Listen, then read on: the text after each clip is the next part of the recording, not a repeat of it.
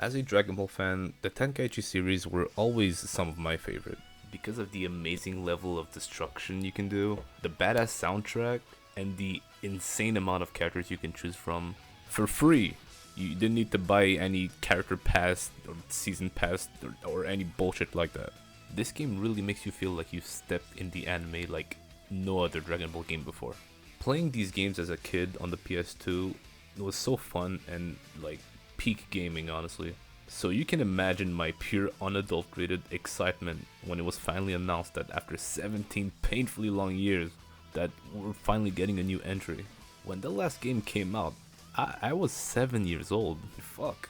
And when the trailer dropped, the graphic looked clean as hell for the most part. The combat looked fun, and to my surprise, the cast of character was pretty packed, which I was honestly expecting half of these guys to be DLC, which thank God they were not. It's really refreshing seeing a fighting game come out with like a good amount of characters at release. Everything about the game looked pretty exciting. My only complaint was the seemingly lacking of game modes. When the game released, I had a ton of fun with it. I synced like over 60 hours on it, but now that the game's been out for a year and the hype is over, I just want to give my thoughts and like what could be improved and my complaints with it. Honestly, I'm kind of torn on the game. On one hand, I had a lot of fun with it, but at the same time, I was kind of hoping for a little more, you know? Let's take the episode battles for example. Some of them can get pretty interesting, when like Goku and Vegeta unlock their Super Saiyan form in like the Saiyan Saga, like that's cool as hell. Or like the Gohan Black, or like that's truly some top tier shit. But when it came to like Vegeta's story, for some reason it begins in Namek and it ends on the Buu Saga.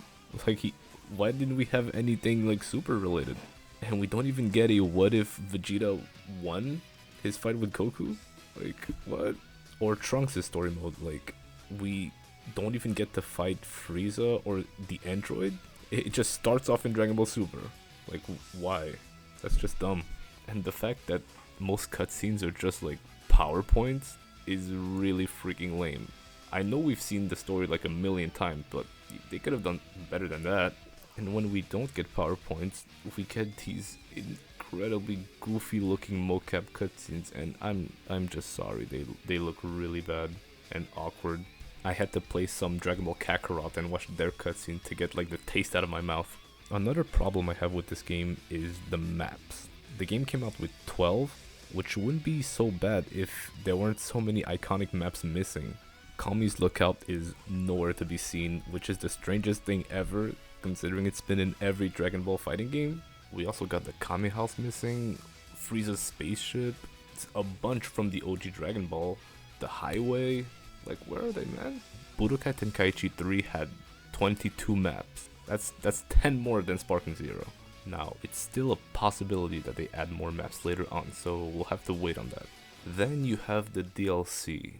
And look, man, I didn't watch Daima, so I don't care about any of them.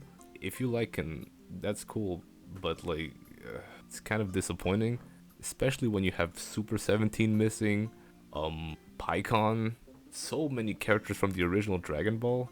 The only DLC I cared about so far was the Super Hero Pack. Like, Gohan looks really cool. I love Gohan Beast, and Orange Piccolo is peak, so at least there's that. With Bandai recently announcing that more characters are coming, I'm hoping for, like I said, Super 17. I want Pikkon in there. Maybe Meta Cooler as a giant. And fuck it, man. Add Hachiyak. Hachiyak? However you pronounce it. I'd love to see him in there. And for the original Dragon Ball, I want Taiyo Pai Pai, Demon King Piccolo, General Blue. And fuck it, man. Add Pilaf, man. Go crazy. Fuck. In conclusion, I know I've been bitching about the game a lot, but it's not a bad game. In fact, I love it. It just didn't hit as hard as I wanted it to, but I'm still happy as hell that my favorite game series finally came back, and let's hope that Bandai's upcoming plans for the games are actually worth it.